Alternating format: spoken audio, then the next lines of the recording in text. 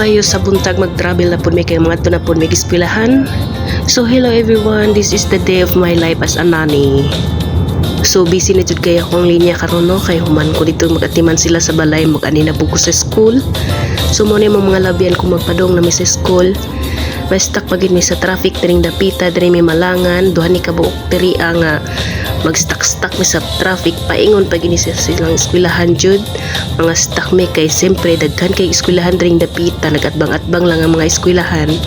So kani siya isa lang po ni siya sa traffic, kaduhan ni siya nga traffic light butong dito nga isa nga among nalabyan gyapon nga na-stuck gyapon mi dito tungod lagi aning traffic. Basta buntag traffic kay mga tao, mga estudyante padong man sa eskwelahan panghatod niya, mga labi nag makasabay mo og kanang school bus. Grabe yun, taas kay mga linya sa mga school bus.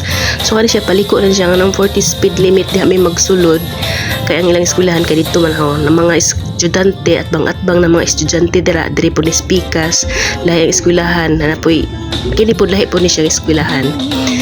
So diri lang nang nikutob kay ako mga estudyante ako namang ihatod.